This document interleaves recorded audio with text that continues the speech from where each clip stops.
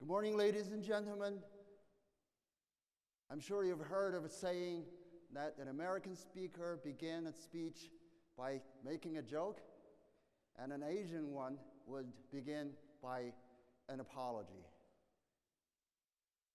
I will offer an apology not to reinforce or approve of such a stereotype, but I have a legitimate reason.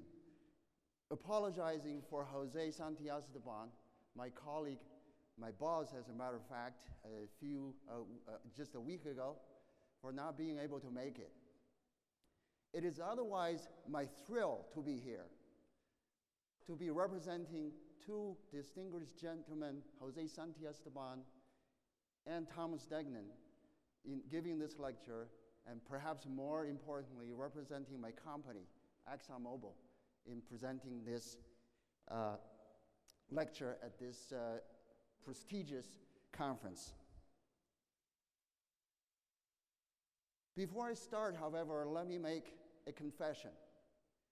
I myself do not like industry overview type of talks that much, because they, maybe I should say, we talks a lot, but don't actually say much. So what I'm intending to do today is at least trying to say a little more. I can guarantee that I will say much less. How's that? So what I'm trying to say in the end, I'll bring this talking points, or key points up front. This is what I'm trying to say by the very end. What I'm trying to say is zeolite-based catalysts will continue to play a key role to address challenges presented by changing feedstocks and product demand. That's key point number one. Number two, modified or more likely brand new zeolite structures with advanced control of acid site density, location, and tailored activities will be required for step-out catalytic processes. Lastly, molecular level understanding of structure-performance relationship is essential to commercializing novel catalysts. In other words, the last point we can all do something about collectively. We all have a role in this endeavor. Having said that, so let me go into the outline of my talk. I will start by going into a global catalyst market overview, position ourselves in the global economy, and show that we are collectively making a huge impact.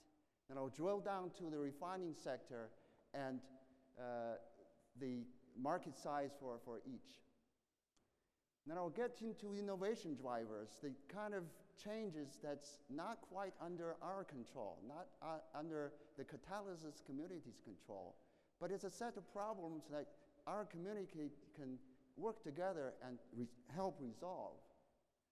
I'll mention some recent zeolite science advances which always help the cause of catalysis when it comes to zeolite-based catalysis. Then I will end by mentioning some recent zeolite-based technology developments, first in the refining sector, and then in the chemical sector. So let's get on. We all know that catalysis is a key contributor to world economic and sustainable growth. It is a key enabler in making efficient production of fuels and energy, petrochemicals, food, and even improvement of health in terms of making medicine, in terms of making a cleaner environment. How big a deal is catalysis, by the way, in the overall world of economy?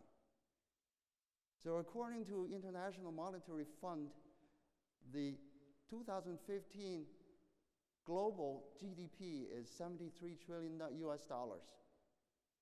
And in the report, it says catalysis is impacting from 20 to 30% of that global GDP make. That is a big deal, ladies and gentlemen. That's the size of and perhaps a little more of the US economy, the US GDP. But we make all that impact with actually very relatively small use of catalyst. The global catalyst market last year is only $27.7 billion. So we're talking about a huge scaling factor from this number to that number, a scaling factor of 500 plus. Ladies and gentlemen, that's a number we should be feeling very proud of. We are all contributing to this enormous contribution to world economy. Let's go into those 27.7 billion catalyst market. As you can see, it's divided into several segments, the biggest one being the environmental, accounting in 2015, 38%. Then the second is refining, 25%, then petrochemicals, 18%, then polymers, and so forth. In 2015, the environmental segment is slightly less than the refining and petrochemicals combined. That won't stay the case going forward, however. It has been projected that in 2021, in merely 6 years from now, the market will grow by 30%. So the size of the pie is going to be a lot bigger. But look at this. The environmental portion now outweigh the combined number for refining catalysts and petrochemical catalysts. The driver for the overall growth and for the segment growth is mostly outside of OECD countries. OECD stands for Organization for Economic Collaboration, Cooperation and Development. Basically, it's another way of saying these are developed countries. So it's outside of developed countries that's driving the growth in countries like China and India, Brazil. It's caused by product demand, environmental air quality, and fuel specifications, lower and no lower sulfur, for example. Now let's look at zeolite. In the beginning, zeolite market shown here is $10 billion. This is not inclusively catalysts, by the way.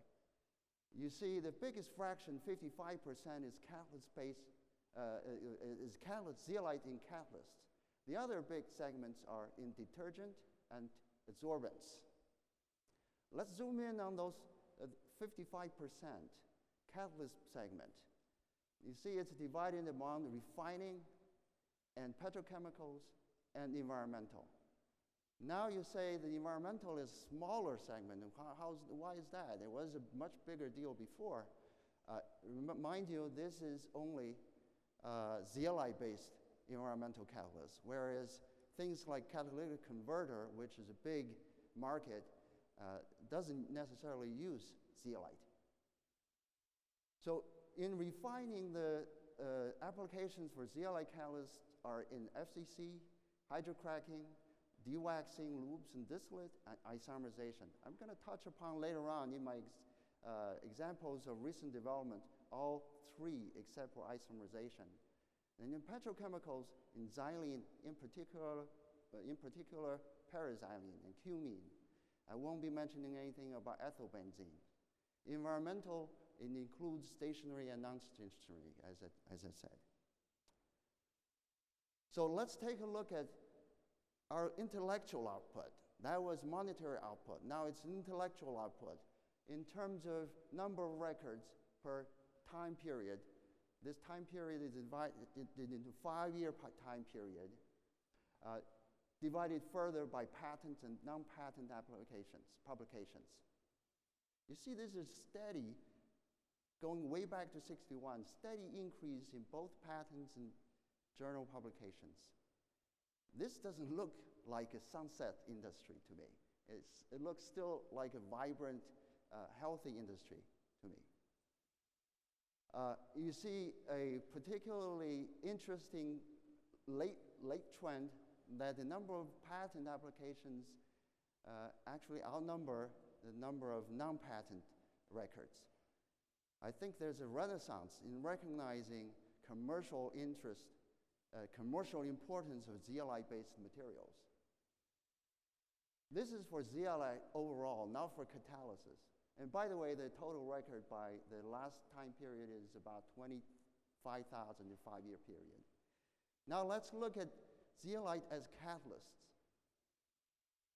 The total number is just about half of the previous chart, but the charts show essentially the same trend. I don't see stagnation, I don't see plateauing, I don't see decline. So in zeolite-based catalysis, the significance is still increasing. Here, I want to point out in the early days that the number of patent records outnumber the number of non-patent records. That's an indication that zeolite is an area of science and technology that people recognize its commercial importance from very early on. That's why industries were involved in zeolite catalysis earlier than perhaps academia. So having looked at all of these, let's go into a snapshot. I wouldn't call it an overview, a snapshot of the refining industry.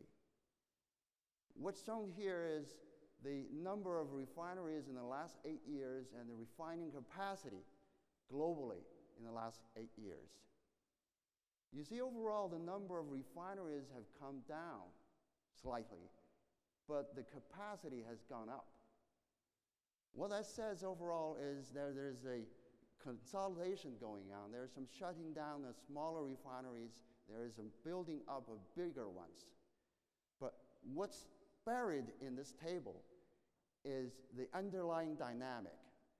What's happening in terms of shift? What's happening is OECD countries are shutting down some of their refineries, whereas the non-OECD countries, like in China, India, are building up some bigger refineries. Another trend that's buried in this table is the refineries are nowadays much more integrated. They produce not just fuel alone, they produce fuels, lubricants, and chemicals. They are integrated entities more and more so. So now let's look at what I call the innovation drivers, the kind of things that's changing around us, the kind of things that a refining manager feel the pain, couldn't sleep at night, and they actually come to us for solutions. So first off, there's changes in the transportation fuels. There's a gasoline to diesel shift caused by the drive for more and more fuel efficiency, miles driven per gallon of fuel. In the meantime, there's a higher quality demand, a high octane demand on gasoline. Even though gasoline overall demand is dropping, the quality needs to be going higher. On the chemical side, especially for integrated refinery, where chemicals and fuels are produced together, there's an increased demand for aromatics and light olefins and high-performance lubricants. Those are increasing. And there's changes in feedstock. We all know there is a shale gas boom in North America. Tight oil is increasing elsewhere as well. There's a tremendous amount of shale potential in China, in Argentina, for example. There's more and more heavy oil coming.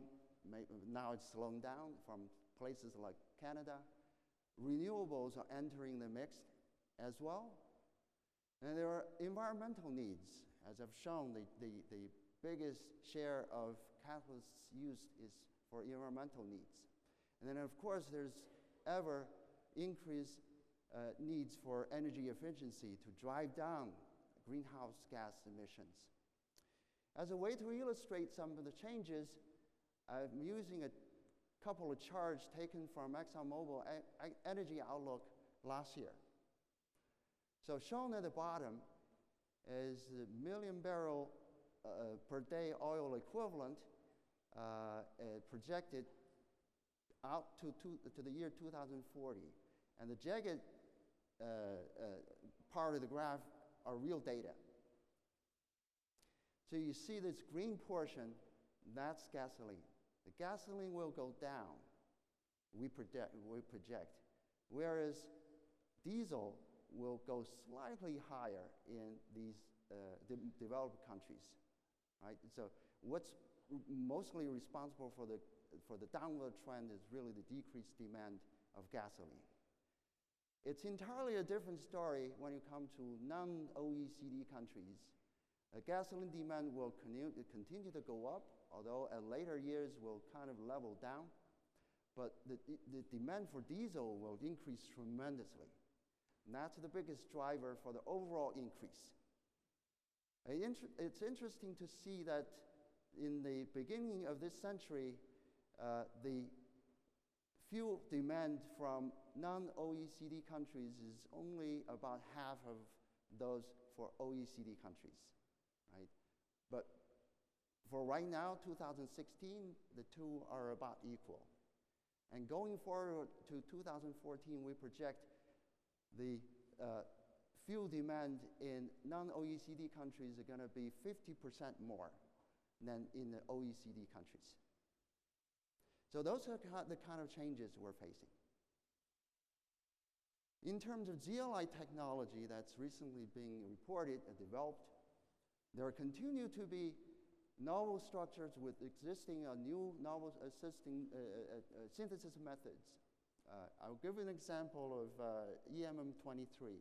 That's a new structure discovered by my colleague Alan Burton. And there's work on nanozeolites, mesoporous zeolites.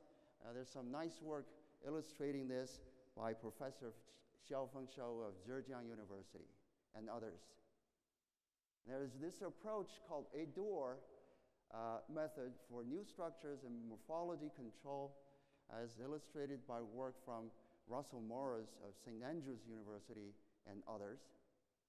And then there's a zeolite growth modifier for morphology control, as illustrated by Professor Jeff Reimer of University of Houston. And finally, in zeolitic membranes for simultaneous reaction and separations, there's the work of Michael Tsapatsis of Minnesota University and others. One of these days, all of these advances will be utilized by catalysis. As promised, I wanted to illustrate a new novel structure discovery by a colleague of mine, Alan Burton. This is reported in 2014 JACS. This structure is highly unusual. It has a framework that has a 21-ring trilobal, 21 by 10 by 10 three-dimensional structure. The uniqueness of the structure promises unique application. But as we know, from a novel structure to actual effective catalyst takes years, to our frustration, to everybody's frustration. That's because from recognizing the structure to the time to establish structure performance relationship and what is it good for a particular application take time. And another portion that takes time is to make sure that you have a cost-effective manufacturing that goes with making a successful catalyst. So we've been trying this all along. We've been at this for decades. We've been the company that's commercialized most number of new frameworks, 13 to be exact. We have sustained effort in discovering new zeolites, and some more will be in the publication as you will see. For example, I think EMM25 is being reviewed to be published soon. So now I'm getting to the portion where I need to give some illustrations for recent advances of zeolite-based technology in both refining and petrochemicals.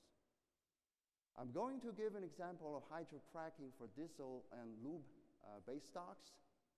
This is a bit atypical because hydrocracking is typically set up to either make gasoline or distillate, but not lube base stocks. We have developed technology that can do just that. And I'll show you an example of selective paraffin hydroisomerization for distillate and diesel. And I will mention paraffin olefin alkylation. This is to meet the demand of less gasoline, but higher quality gasoline. And I'll mention some development in FCC as well. Then I'll go into petrochemicals. Particularly, I'm going to go into the more efficient production of paraxylene from toluene alkylation with methanol, from paraxylene from renewables. And in ethylene and propylene from methanol, I'm going to mention some DICP work as well as some of our work and MTP work by some others as well. And acetic acid via carbonylation dimethyl ether, the work of BP and Professor Enrique Iglesias. And finally, co-production of phenol and cyclohexanone developed by our company. So, hydrocracking. As I've said, there's this gasoline to diesel shift that's coming our way, which forced an increase, drove an increase in investment for hydrocracking technology. This catalyst for hydrocracking is actually projected to be the highest growth catalyst area in refining sector. It will be in double-digit growth projected to the year 2021. So, as I mentioned earlier, ExxonMobil have developed an advanced hydrocracking technology that enables production of high-quality jet fuel as well as diesel and lube base stocks from challenging feeds. What it works, key attributes, it's a combination, it's a unique integration of high-activity hydrotreating catalysts. As some of you know that we have developed high-activity hydrotreating catalysts such as Nebula, jointly developed with Albemarle. Now we have also developed a suite of hydrocracking as well as hydrodewaxing catalysts. And all of those catalysts are going to be combined in this advanced hydrocracking process. So in the end, what we'll produce is to take this very nasty, we call it challenge feeds, and making high-quality diesel and high-quality base stock, as shown in C and D. Because the hydrotreating catalyst portion is not zeolite-based, I won't be talking about that. So what I'm going to be concentrating on is the hydroisomerization catalysts that's been developed. So ExxonMobil have developed highly selective isomerization dewaxing catalyst. We have two different versions of this, depending on what we try to make. For fuel side or distillate isomerization, the catalyst is called MIDW, and it's the best catalyst for reducing cloud point, reducing pour point, and improve cetane. It does that by doing isomerization, skeletal isomerization of paraffinic molecules. I'll get into that a little bit later. Then for lube base stocks, the technology is called MSDW. It's best at doing essentially the same thing, cloud point reduction, pour point reduction, and viscosity index improvement, which is basically a cold flow property. Notice the molecular size range difference between distillate, which is below 22, and lube molecules, which is above 20. As you know, as the molecule gets bigger, the tendency to crack is higher. So that's one thing to bear in mind. In going through the next couple of slides, in trying to explain in as much detail as I can about how this works. So this is a bifunctional catalyst, whether it's MIDW or MSDW. You have metal functions on some kind of support, and then you have an acid function on a zeolite, carefully chosen zeolite. You imagine in your mind you're faced with this challenge. You don't want to go to a high temperature to force isomerization because cracking will kill you. Therefore, you introduce the metal function to do dehydrogenation, only slightly. And then you work on those olefins, making those olefins to isomerize. But mind you, olefins crack orders of magnitude faster than paraffins, as this work by my colleagues have established years ago. So the magic in all of this is to control the activated transition state. You want the isomerization to happen, but not at very high temperature, right? Then you want the isomerization to happen with metals away from each other, because once they are close, like in this case or that case, cracking happens readily because of the tertiary, secondary carbenium ion chemistry, right? So the trick is not to let isomerization or branching to happen in close proximity. How do we do that? We do that by carefully choosing a catalyst structure that, for example, when you use a reactant like this that's already a olefin, that double bond goes anywhere in the framework without any difficulty. You want the next branching to happen away from this side. If it is close, as showed in the previous slide, you will have more cracking tendency. So here's some modeling that showed within a carefully chosen zeolite framework, in the gas phase, all these three intermediates, I call it intermediate surrogates, right, have relatively the same stability. But once you put them into the structure, however, the one that's the most crowded in terms of branchiness, the one that's the most prone to cracking, and this one too, have higher energy. So therefore, what the structure has done for us is to limit the reaction channels, severely limiting the reaction channels of these two intermediates and forcing the reaction to go more through this reaction channel, therefore severely depressing cracking activity, which is something that you don't want. We've done a lot in terms of balancing out the acid function from the metal function, the proximity effect. And tomorrow, recently, Professor Klein de Jong published a paper illustrating very nicely the proximity effect between the metal function and zeolite acidity function. Basically, that's what we found, that we used commercially. So in the early versions of the technology, for example, MDW, we were doing a lot of cracking. And in later versions, we crack very little. We still crack within the band depending on operation conditions.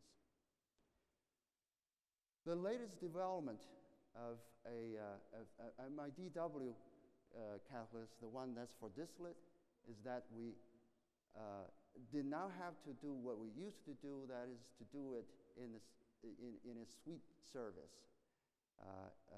We have to get rid of the sulfur and nitrogen that's been removed from the first bed, first reactor, then subjected to isomerization. By carefully tuning the metal function, we were able to replace one of the beds with an MIDW6 catalyst and be able to do everything in one reactor, saving a reactor and be able to do the whole job. That's the most recent advance.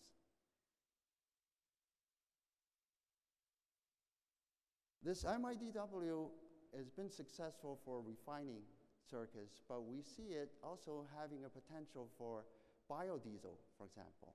Once you deoxygenate your bio feedstock, they will tend to be linear paraffins. They will need to be isomerized. And we've here just to demonstrate that this is indeed the case. If you run bio feedstock containing this kind of carbon numbers in the beginning, that's the red feedstock, After you do isomerization with our MIDW catalyst, you see it's nicely isomerized. And the pour point, cetane numbers, and so forth have been drastically improved. Now I'll come to the next example of paraffin-olefin alkylation. As I mentioned, this is driven by the need for higher quality gasoline. A molecule like this, derived from smaller molecules of butene and isobutane, has an octane number of 100. This is traditionally done by solid acids. Shown here is sulfuric acid. There's a HF version for this technology as well. Another big driver for going down this path is the recent abundance of light gas or the shale gas, liquid C2 through C4 hydrocarbons that's coming along with abundance and availability of methane. So this is done by liquid acid, and then it's ripe for solid acid replacement. But any solid acid replacement will have to be meeting these challenges. They must show overall advantage versus liquid acid catalysts. They must show stability and resistance to contaminants, poisons, coking in particular. Regenerability is always an issue with solid catalysts. Product selectivity, octane number, do you retain that? Alkylate yield, and this is read vapor pressure, whether you can reduce the light molecule make. Feed flexibility, whether you can co-feed C3 olefin, C5 olefins as your feedstock. Unit stream time, accounting for regenerability. In other words, you cannot be coking so quickly that you need to regenerate every day or two. And unit operability. There's another point that a material catalyst person like myself tend to sometimes forget, is that only approximately 50 to 70% of alkylation process capital investment is in pretreatment and separation sections. It's not really in the catalyst reactor section. So improvement from reactor section needs to be really significant, especially if it can tolerate some impurities, and so that your front-end separation can be a little less. And then the final consideration of grassroots versus retrofit. Different project economics depending on different locations. Recently, there's been an announcement by CBI and Albemarle of a new alkylation technology they call AlkyClean. It's one out there. It's been commercially demonstrated in Shandong, China, in a relatively small unit. But I think there's a lot more room for improvement. After talking to them, they themselves acknowledged that.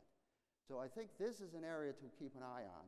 There will be more activities coming this way. Now let's turn into FCC. This is near and dear to me because I spent my first few years of my career with Exxon working on improving FCC catalysts.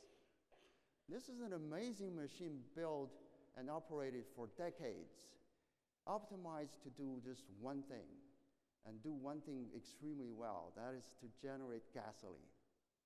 And given the challenge I mentioned to you, that gasoline demand will be lower, distillate demand will be higher, how do we make this old elephant dance? I'll save reading all these words. It's a process that involves many, many reactions, and the catalyst making is rather unique in that there's still a lot of art in it, and it's been optimized time and time again. All for doing just one thing extremely well, to make gasoline. So the challenge for this process is Gasoline versus diesel, bottoms conversion, light olefin production, we're asking this machine to do a lot. We also wanted to make a lot of light olefins out of this machine. Feedstock flexibility. I've talked about heavier and lighter. They're both coming to the feedstock. So some things has to be done in the FCC technology. I will use just one example for something that has been done commercially, demonstrated, not by us, by Grace and a new startup company called Rive Technologies. What they did was they modified a zeolite, Y zeolite in this case, from the original crystal structure like this and made it nanoporous. So if you look at the pore size distribution plot, right, in a zeolite, the pore is all right away microporous. And then there's barely any mesopores associated with the ultrastabilization process that you do for FCC catalyst. In this Rive Y zeolite, however, you have, in addition to the micropores or the traditional zeolite pores, you have a lot of mesopores represented by this pictorially, these cheese holes that's running through this catalyst particle. That has been demonstrated to have higher bottoms conversion, lower coke make, so it is a very promising catalyst in FCC. However, as I've stressed before, for any successful catalyst technology to gain widespread use, you have to balance the benefit with cost, or performance and cost. So this is one technology that's been demonstrated, but penetrating into deeper in the market may take some time. But here, again, it's been demonstrated. We can do some more about it. Something to watch. So let me summarize a little bit on the refining part of the catalyst technology development. Future directions. Addressing the future resource base, flexibility to process heavier and light feeds, shale gas, increased processing of renewables are all coming our way. Increasing hydrocarbon molecular weight by alkylation or aluminization versus decreasing hydrocarbon molecular weight. That's cracking, hydrocracking, and continuing to rely on hydroprocessing for improving quality, environmental compliance, sulfur and nitrogen removal, and reducing CO2 emissions. That's all what's coming. Already happening, but it's what's coming. Now let's get into petrochemicals. First, I want to talk about toluene alkylation with methanol. That's a process developed by ExxonMobil. There are several players. ExxonMobil has been a pioneer for this technology. SABIC is developing a technology along with several others, Sinopec. Exxon's technology is called ExxonMobil toluene alkylation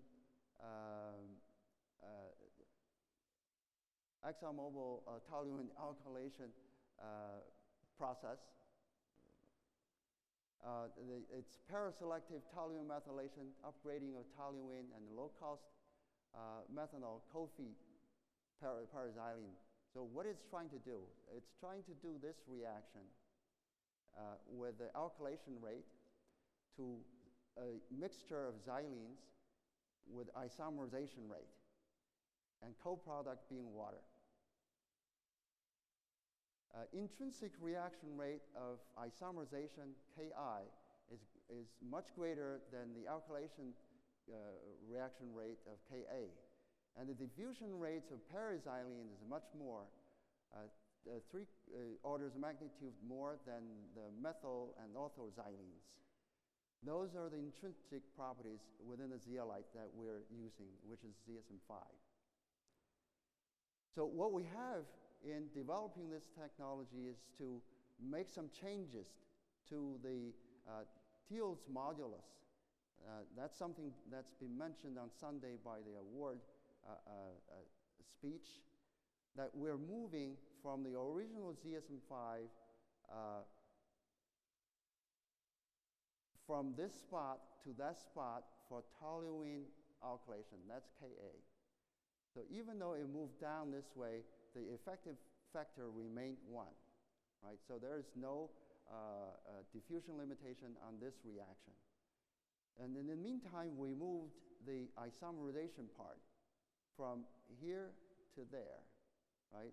So that's the M-TEM catalyst moving down there. So the diffusion part for these molecules are moved from there to down there. So the net effect is you are gaining a lot more selectivity for paraxylenes by this EM-TEM technology. As an illustration, I'm going to show the overall product slate with or without the technology. Shown here are product captions. The lightest molecule at the bottom, the highest molecular weight molecules here, benzene, toluene, ethylbenzene, and xylenes, and C9+. In a conventional way, you start out with a CCR, and your aromatic mix is benzene, toluene, ethylbenzene, and the xylenes, and the C9+. What you do first is to do transalkylation between C9 portion and your toluene, right? Reaching a new product slate that has a lot of benzene in it, doesn't have any C9 in it, right? It's all C8 or below. And finally, through enrichment process of paraxylene, you get a distribution of paraxylene plus benzene. You still have a lot of less valuable benzene left in your product mix. In the new process, same slate to begin with, the CCR, reforming unit. Then first thing you do is to do methylation through EM-TEM process. What you do is to do the toluene part and put a methyl on the group. Then you generate a mixture of xylenes. Notice that the paraxylene portion is much more enriched. And what you do further is you use your paraxylene enrichment machine to make all these xylenes paraxylenes. You crack away some of the ethyl from the ethylbenzene, and that's why your benzene yield goes up. And finally, you do transalkylation here. You do it with C9 and benzene together, and in the final product slate, you gain a lot more paraxylene. As a matter of fact, it's 30% more paraxylene when you're done with this process. And our technology is a fluidized bed technology, unlike some others. This is we use well-proven state-of-art fluidized bed technology because ExxonMobil was a pioneer in fluidized bed technology dated back to the 40s. And its proprietary fluidized bed reactor design built upon extensive ExxonMobil expertise with FCC and other fluidized bed processes. And fluidized bed technology is scalable to fit today's world-scale power xylene plant capacities and benefit from highest economies of scale. Another perhaps obvious advantage of using fluidized bed versus a fixed bed is that you don't have this kind of conversion profile, sawtooth pattern of conversion profile. Right? You have a straight line conversion profile as well as a coke concavus profile. Now, biofeedstock as becoming a somewhat viable feedstock for xylenes, for chemicals. There are a number of companies involved in this endeavor trying to convert biofeedstocks to benzene, toluene, and xylene. They all use a variety of approaches. For example, here, Anelotech uses pyrolysis with the zeolite. There's a report of this process of converting glucose to fructose by using a team beta zeolite, first reported by Mark Davis's group. Then later on, not later on, I think maybe even earlier than that, and there was the report by UMass and Delaware researchers of doing this Diels-Alder addition here, adding ethylene to dimethylfuran, making paraxylene.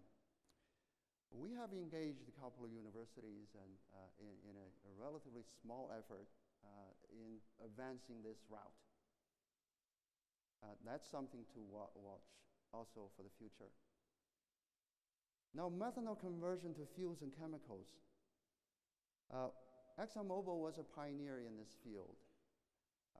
ExxonMobil developed methanol to hydrocarbons technology in the 70s based on ZSM-5. In the 80s, we have the first commercial operation of MTG unit in New Zealand. In the 90s, we developed technology that we call methanol, mobile olefin to gasoline and distillate, methanol to chemicals, methanol to olefins technologies, and simultaneously others were doing it as well, but based on different zeolites. The activities here were focused on ZSM-5. You'll see a flavor of that in MTP technologies you hear a lot about lately. Whereas external activities in this time period is based on SAPO 34 type of material. In the year before 2000, we have started a major effort in MTO based on these type of materials internally. The technology is ready, declared ready by the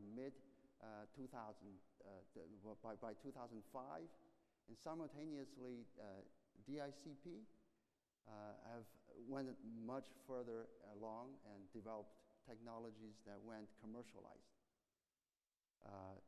We've heard Professor Bao mentioning there's 20 licenses made available, already granted by DICP, and 10 of them are in commercial operations, making 6 million tons of light olefin. So here is what's openly available from an article in ACS's CEN News, listing only 9 of them.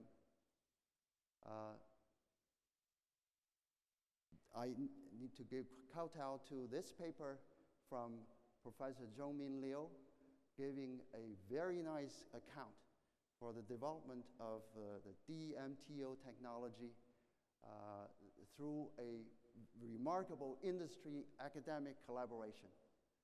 This is a truly remarkable story. If you get a chance, it's better read it. There's some technical nuggets as well that's worth mentioning. For example, the molecular sieve, the SAPO 34 they made initially, has a crystal size that's way too big for the kind of performance that you need. That's represented by the blue dots. The lifetime is very short. Selectivity goes down very quickly. So what they innovated was to do a ball milling of the large particles and then do a recrystallization, and they were able to achieve small crystal size suitable for the MTO reaction. So after that treatment, this molecular sieve now shows lifetime much longer than before, and selectivity much better than before. That's the kind of improvement that's needed to make something from just a novel zeolite to a successful catalyst. I just mentioned very quickly Lurgy's MTP process. This is from methanol to propylene process. It's a fixed bed process. It's successfully performed, demonstrated in test runs in May 2012. And there are 2 plants in commercial operation for 470,000 tons per year, and 1 plant under construction in ZSM-5-based catalysts. Now, this is something that's coming out of academia. So it's not industry researchers having all the fun. So Professor Enrique Iglesias, working with BP, developed this technology that they call SABRE. The group quickly discovered that when you try to use DME and try to insert CO into it, you cannot do it with methanol. Sorry, you cannot do it with methanol because the water released from this condensation reaction will inhibit the reaction of CO insertion. So once they decided to look at DME for CO insertion, they found success, but not without going through a lot of close look at the behaviors of various zeolites. So they looked at a number of zeolites, some including silica alumina amorphous acid catalysts. They show from very, very meager activity to something remarkable. The 2 that stood out are ferrite and mortonite. And they have something in common, that is they both have 8-ring structure in their crystal structure. So shown here is the 12-ring structure. There's an 8-ring pocket that's kind of, you can't quite see, that's intersecting these 10 rings in between. In the next slide, perhaps, in some nice theory work that Professor Enrique Iglesias and Matt Newrock did together, they illustrated that the methyl group is anchored in, the methoxy is anchored in this 8-ring pocket, and the CO has to be, the CO insertion only works within this 8-ring pocket. The 8-ring pocket essentially give you a 20 kilocal per mole of stabilization for the transition state. That's what makes this reaction happen. That again shows the magic of something that you wouldn't necessarily predict from a known structure in here, but very promising and exciting, something that has commercial relevance can come out of it. Right? That's why I made the initial statement that I think breakthrough catalysts can come out of really novel structures that's yet to be found. Yesterday I've heard Professor Johannes Lurker mentioning the magic of this 8-ring pocket again. You can stabilize a copper trimer in that 8-ring pocket to activate methane. So maybe this is a C1 magic pocket for C1 conversion. Okay, so now let me come to the last example of commercial development of zeolite-based catalysts. We know there are 2 well-known chemical chains. One is the so-called nylon chain that uses benzene as its feedstock, and then you do hydrogenation, but you don't hydrogenate it all the way to cyclohexane. You hydrogenate it partway so that you can oxidize that cyclohexene to cyclohexanone. And from there, you go caprolactam, that's the nylon 6 chain, or adipic acid, that's the nylon 6,6 chain. There's another chain separate from this. It starts also with benzene, then you use propylene. You do first the alkylation of the 2 using an acid catalyst, then you cleave the alkylation product to make phenol and acetone. Then the phenol goes to polycarbonate and phenolic resin. Those are big chemical chains. So there are challenges for both chains, or issues with both chains. One of the issues with nylon chain is high cost, cyclohexanone. It's a low product yield and high energy, and limits to single chain scale. And in the phenol chain, as a co-product, produces a less valuable acetone. Sometimes the acetone market is so stressed, you have to recycle back through some chemical means. And it requires high-cost propylene feedstock. So these are mature, inefficient technologies, and these represent an opportunity for innovation. Using this well-known technology, taking an inspiration from this technology of making cumene, right? ExxonMobil have developed a new process that starts with not a propylene and a benzene, but two benzene molecules, hydrogenating partially one of them on a bifunctional catalyst. You alkylate one of the benzene rings with the partially hydrogenated cyclohexene to make cyclohexobenzene.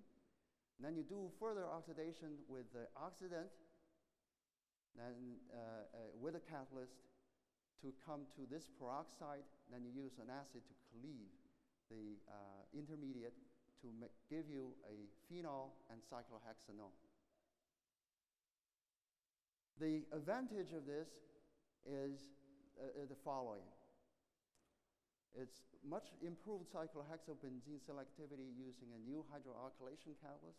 Selective oxidation achieved using this catalyst, and decouples the product of phenol and acetone. We don't make acetone anymore.